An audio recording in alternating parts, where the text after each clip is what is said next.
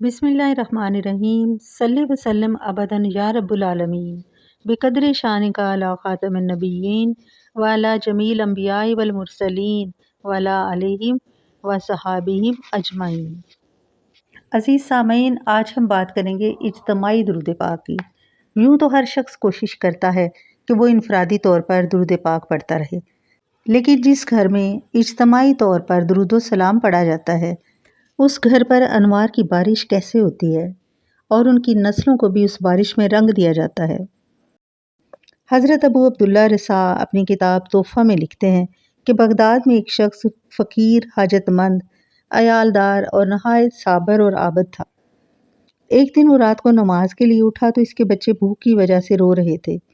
جب وہ نماز سے فارغ ہوا تو اس نے بیوی اور بچوں کو بلایا اور کہا، بیٹھو اور اللہ تعالیٰ کے حبیب صلی اللہ علیہ وآلہ وسلم پر درود پاک پڑھو اور دیکھو کہ اللہ تعالیٰ کیسے درود پاک کی برکت سے ہمیں غنی کر دیتا ہے۔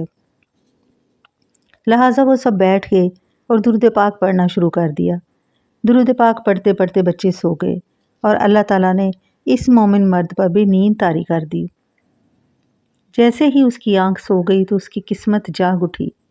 وہ شاہ کونین صلی اللہ علیہ وآلہ وسلم کے دیدار کی دولت سے مشرف ہوا۔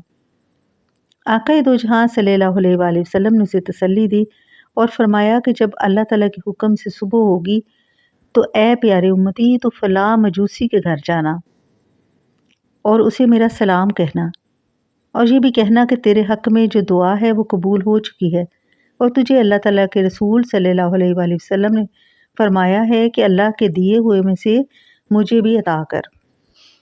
یہ فرما کر رسول صلی اللہ علیہ وآلہ وسلم تشریف لے گئے۔ وہ نیک مرد اٹھا تو انتہائی مسرت و شادمانی اس کے چہرے سے نظر آ رہی تھی، لیکن اس نے دل میں سوچا کہ خواب میں نبی کریم صلی اللہ علیہ وآلہ وسلم کو دیکھنا تو اصل میں حضور صلی اللہ علیہ وآلہ وسلم کا ہی دیدار ہے۔ مجوسی کا گھر تلاش کرنا کچھ مشکل نہ تھا کیونکہ وہ بہت مالدار تھا، اس کا کاروبار وسیع تھا۔ اس مرد مومن نے اسے مل کر کہا کہ مجھے علیحدگی میں تم سے کچھ کام ہے۔ اس مجوسی نے نوکروں اور غلاموں کو حکم دیا کہ باہر چلے جائیں۔ جب تخلیہ ہو گیا تو مرد صالحہ نے کہا کہ تمہیں میرے نبی صلی اللہ علیہ وآلہ وسلم نے سلام فرمایا ہے۔ یہ سن کر مجوسی نے سوال کیا، کون تمہارا نبی؟ فرمایا، محمد مصطفیٰ صلی اللہ علیہ وآلہ وسلم۔ کیا آپ کو نہیں معلوم کہ میں مجوسی ہوں؟ اس شخص نے کہا، اور میں ان کے لائے ہوئے دین پر اعتبار نہیں کرتا تھا۔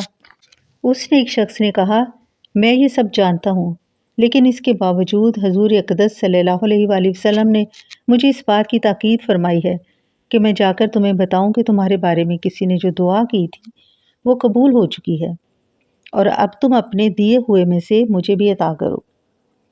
مجوسی شخص نے اسے قسم لی کہ کیا واقعی ایسا ہے؟ اس شخص نے کہا کہ ہاں، میں قسم کھاتا ہوں کہ اسی طرح ہے۔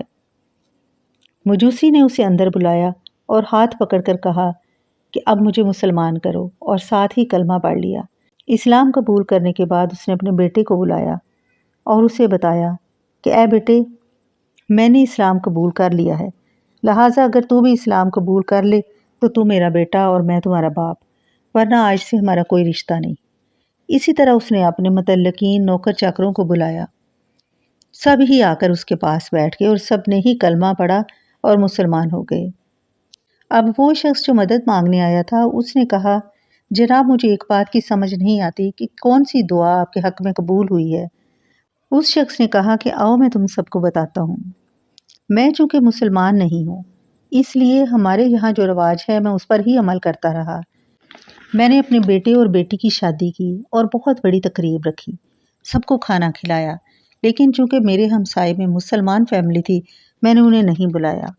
لیکن جب میں اپنی چھت پر کسی کام کی وجہ سے گیا تو میں نے وہاں ایک بچی کو باتیں کرتے ہوئے سنا۔ وہ سید فیملی تھی اور وہ اپنی ماں سے کہہ رہی تھی کہ امی جان، آپ نے دیکھا ہمارے پڑوسی مجوسی نے کیا کیا؟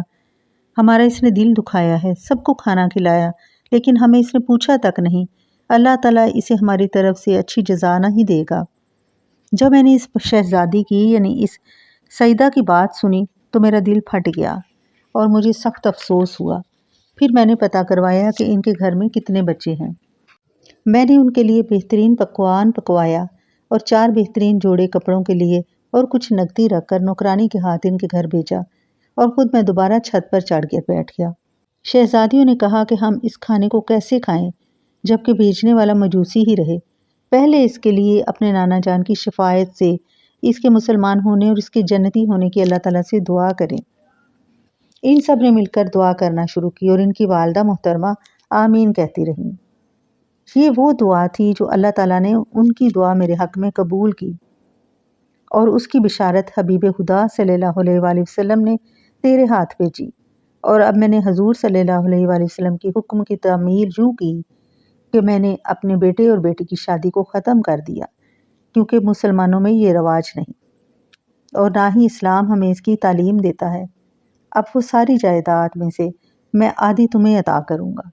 عزیز سامعین، ایک ایسی فیملی جو کہ اجتماعی درود پاک پڑھتی تھی، اللہ تعالیٰ نے ان کے حالات کیسے بدلے، اور دوسرا شخص جو کہ غیر مسلم تھا، اللہ تعالیٰ نے اس کو مسلمانوں میں شامل کیا، اس نے دین اسلام قبول کیا، اس کے اہل خانہ نے، اس کے متعلقین نے دین اسلام قبول کیا، اور اللہ تعالیٰ نے اس کی نسلوں کو بھی رنگ دیا۔ ہمیں اپنی دعاؤں میں یہ دعا بھی شامل کرنی چاہیے کہ اللہ تعالیٰ ہم سب کو کثرت سے درود پاک پڑھنے اور مجلس کی صورت میں اس کا اجتماعی اہتمام کرنے کی توفیق عطا فرمائے۔ عزیز بہن بھائیوں، اپنے گھروں کو ذکر الہی اور درود السلام کی کثرت سے آراستہ کیجیے۔